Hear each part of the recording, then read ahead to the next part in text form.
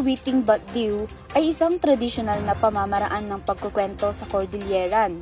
Ang Batdiw ay isang mahalagang bahagi ng seremonya ng mga Ibaloy.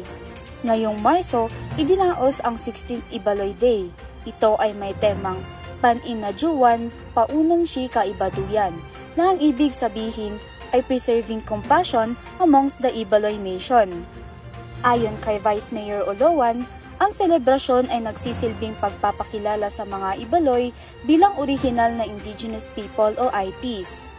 Recognizing the Ibaloy as the original IPs that settled or inhabited Baguio City. Ang kabuang bilang ng angkan o clan ay 30. Actually, may 24 kasi na nagsabi na darating pero nadagdagan siya kanina. So I think more or less may 30 clans na sumali. Sa opisyal na pagsisimula ng selebrasyon, hindi mawawala ang uwik. Ito ay seremonyal na pamamaraan na pagkatay ng baboy gamit ang isang stick o uwik. Ang selebrasyon na ito ay hindi lamang nagsilbing pagpapakilala sa karapatan ng mga Ibaloy, kundi pati na rin sa mga susunod na henerasyon. Ito ay napakahalaga sa mga Ibaloy, sa ating mga Ibaloy, dahil siniselebrate natin yung pagkilala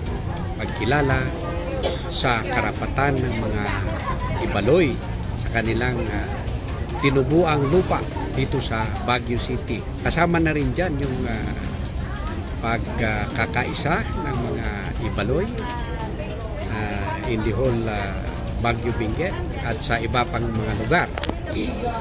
Ayon kay Angeline Carino, ang original na Ibaloy Day ay February 23. Ibaloy Day is celebrated every February 23. However, this year, since under redevelopment ang Ibaloy Park, kaya we had to move. Pati yung venue, kailangan maganap kami. Nung February 23 kasi, it was the grand float parade ng Panagbenga. So, ayaw naman namin na isabay rin. At dagdag pa niya, ang selebrasyon ay nakasentro sa mga kabataan. So, yung youth natin ang parang gusto natin na maging open sila sa mga ganito and maging part sa mga ganitong community activities.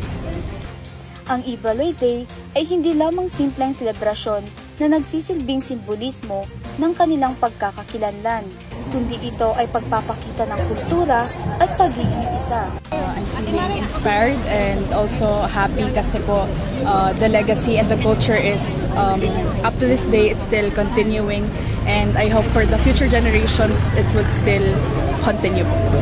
Bagaman ang selebrasyon ay tumagal lamang ng isang araw, ang karanasan at pagiging isa sa selebrasyon na ito ay patunay lamang na kahit kailan may hindi mawawala ang pagiging pusong Ibaloy.